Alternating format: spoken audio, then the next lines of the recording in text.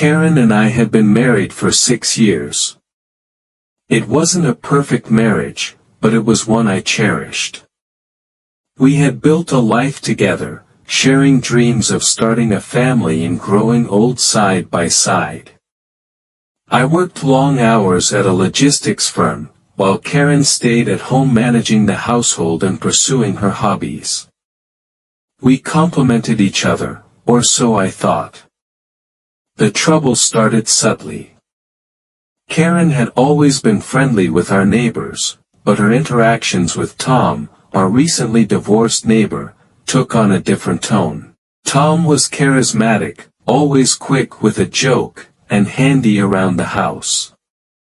He'd fixed our leaky faucet once and helped Karen set up her garden trellis. At the time, I didn't think much of it. Tom was friendly with everyone, and Karen seemed to enjoy his company.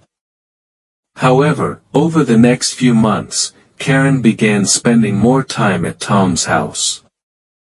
She claimed she was helping him with renovations or offering company during his lonely evenings. At first, I wanted to believe her. I trusted her, and I didn't want to seem like an insecure husband. But the nagging feeling in my gut grew stronger. One Saturday afternoon, I returned home early from work to surprise Karen with tickets to her favorite concert. When I walked into the house, it was eerily quiet. I called out for Karen, but there was no response. Her phone was on the counter, and her car was in the driveway. It didn't take long to guess where she was. I walked over to Tom's house, intending to knock on the door. As I approached, I heard laughter, Karen's laughter. It was a sound I hadn't heard in weeks. Peeking through the living room window, my heart sank. Karen and Tom were sitting on the couch, their bodies leaning close. Before I could process what I was seeing, Tom leaned in and kissed her.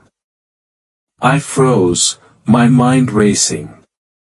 Should I barge in and confront them?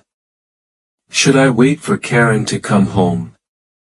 I turned away and walked back to our house, my heart pounding.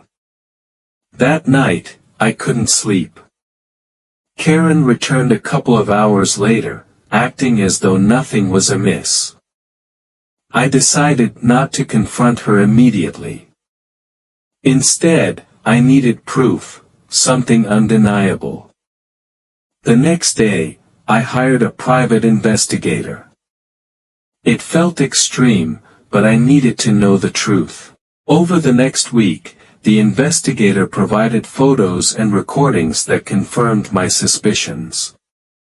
Karen and Tom had been seeing each other for months. They'd shared dinners, movie nights, and even weekend trips under the guise of renovation shopping. When I finally confronted Karen with the evidence, she broke down in tears. She admitted to the affair, claiming she felt neglected and unappreciated. Her excuses only deepened my pain. I had worked tirelessly to provide for our future, and this was how she repaid me. The divorce was messy. Karen tried to salvage the relationship, but my trust in her was shattered. I couldn't look at her without seeing betrayal. The process was emotionally draining, but it also marked the beginning of a new chapter in my life. I sold the house, moved to a new city, and focused on rebuilding my life. Though the experience was painful, it taught me valuable lessons about communication and self-respect. I realized that a relationship can't survive without mutual effort and honesty. Today, I'm in a better place, surrounded by people who value and respect me for who I am.